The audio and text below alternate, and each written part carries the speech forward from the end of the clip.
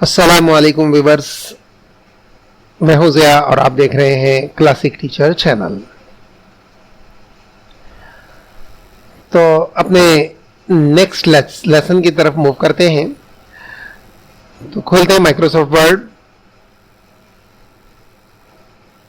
ये Microsoft word open किया मैंने। ब्लैंक डॉक्यूमेंट ही एक दफ़ा चुनते हैं। आज पहले हम ये देखेंगे कि ये जो रिबन्स हैं और टैब्स हैं और कमांड्स हैं, इन्हें ऑटो हाइड कैसे किया जा सकता है, हाइड कैसे किया जा सकता है, शो कैसे किया जा सकता है। ये बटन आप देख रहे होंगे, एरो, टॉप एरो हेड की शक्ल में ये है। इसे अगर आप क्लिक करें तो यहां पे क्लिक कर दें ऑटो हाइड रिबन्स, तो इससे रिबन्स ऑटो हाइड हो जाएंगे। ये देखें, ऑटो हाइड हो गए।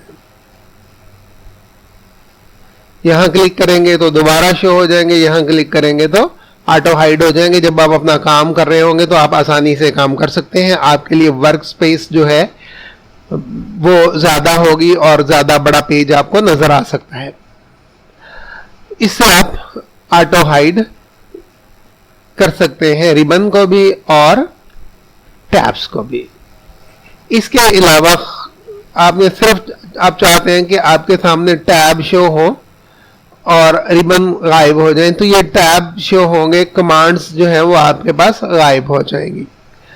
जब आप किसी भी मेन्यू पर क्लिक करेंगे, किसी भी टैब पर क्लिक करेंगे, तो वो आपके सामने उसकी कमांड्स जो है वो ग्रुप की शक्ल में सामने खुल के आ जाएंगी। इंसर्ट पे, डिजाइन पे, किसी पे भी जब आप क्लिक करेंगे तो मुतालिका कमांड्स जो है वो खुल के आपके सामने आ जाएंगी।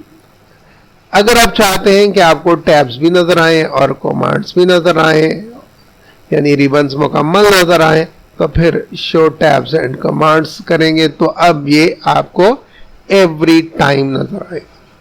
तो ये आपके पास एक स्विच है, बटन है, जिससे आप क्या कर सकते हैं, कमांड्स, टैब्स को हाइड और शो कर सकते हैं और ऑटो हाइड भी कर सकते हैं। ऑटो हाइड से फर्क क्या पड़ेगा ये भी आपको पता चल चुका है। अभी तक के लिए इतना ही। अब अगले लेसन तक के लिए अल्लाह हाफिज।